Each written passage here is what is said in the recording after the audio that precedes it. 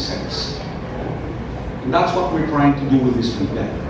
So this movement, this advocacy about green footprints, is about trying to, and you can see it's a campaign that aims to educate the public on how to reduce their environmental footprint. How do you initiate a green lifestyle through environmental friendly choices, as well as to make the correct choices and actions so that we can put a halt on this global warming. This is what this movement is about. Three things we're going to do, what this movement looks at doing.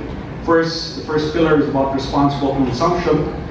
The second pillar about reduce carbon footprint. And then the third pillar is about responsible disposal and recycling.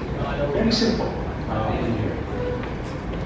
Responsible consumption is about education. It's about giving education. There's so many people who don't know the consequences of their actions.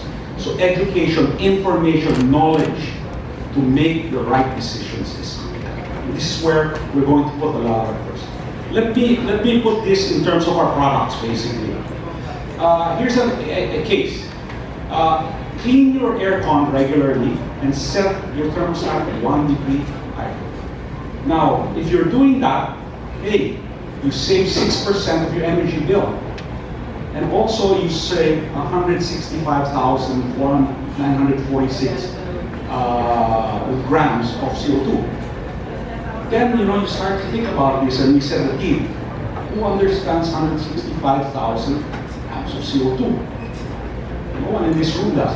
Let's try to equate it to something that you and the consumers understand.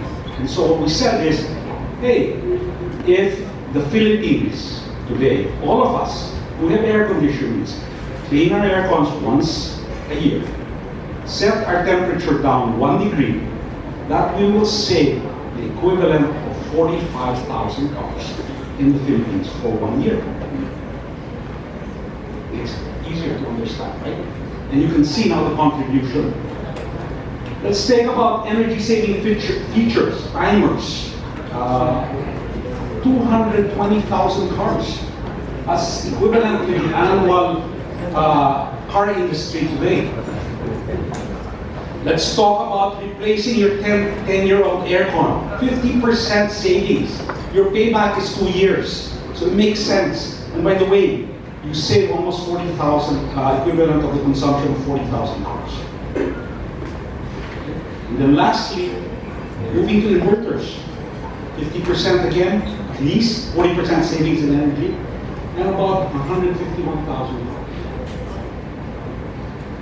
Now it makes sense, right? Now, this is small little things I can do with the way I use products. It's not about buying products, it's not about investing.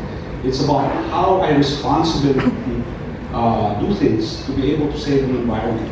Makes sense because I save money, but it also saves the environment.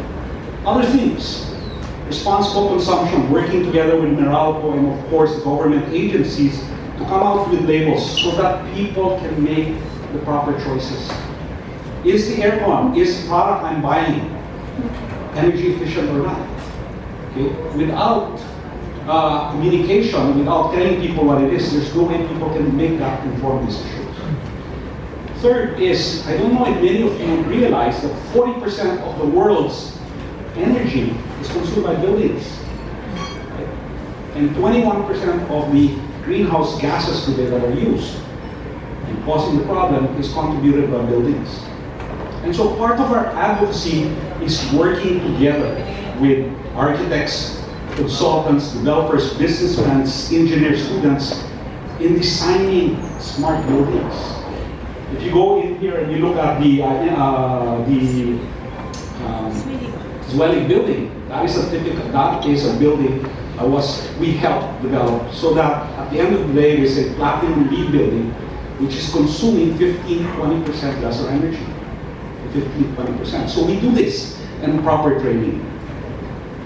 The second of these movements is what we call reduce carbon footprint. And very simple, it's about the products we produce. Can they be more efficient? Can the carbon contents, can the impact be lesser? And so a lot of this is about producing product, using technology to make more efficient and environmental friendly products. air cons in here, even by the way, elevators, because part of the business we have today is elevators, where the elevators today that we're using that we can sell, by the way, do not take away from the grid, they sell back to the grid because of efficiencies we've done in being able to use the elevators as it goes up and down to get back to the grid rather than using it. With that also, as a company internally, we have very tough 2020 goals. It's about ourselves being responsible. Very strong 2020 goals in terms of sustainability. And you see some of this in there. But I think more important, it's not about putting a number in the board. We do actually measure it. Every year, we measure how much we consume, how we are going to reduce those consumptions. And I think that is critical. And as Dr. said, if you can, the only way that you can change something is you begin to measure it. And so we do that as a company. The other one is, as we say in R22, we made the decision basically to get out of ODS way ahead of the Montreal Protocol Agreement. The agreement allows us at 2030. By 2015, this year, all our products, 96% of our products will be not using R22. And by the end of this year, 100% will be not using R22, which makes us the first manufacturing plant in the Philippines today to be ODS free. And this is in air conditioning. Refrigerators started as far back as 1995 when we became the first. But in air conditioning, we will be the first ones in the Philippines. And of course, part of advocacy is a lot of CSR work. Help, the Condura Run, which we conduct, although it's moved to Running for the Heroes, have been working about the environment. So it's not only about taking the environment, it's also giving back to the environment. So with that, the last one is the most important. It's about responsible disposal and recycling. It's about conserving that environment, proper and responsible disposal. There are millions of appliances in the market today. Okay? So it's not only about producing products that are environmental friendly. What happens to the products that have been built for the last 50 years, not only in the Philippines, in the world? And as a country, as a company, if we do not address that responsibility, we are not going to solve our problems. So a lot of this is about responsible, it's about reusing, it's about recycling. We can recycle 95% of the refrigerator and reuse it back into other forms of products. So we don't spend, we don't anymore burden basically the earth on that. It's about our service networks, making sure that they comply. It's about proper, responsible, and appliances. It's closing the loop, and that's what we intend to do. And so the movement is about three, as we said, areas.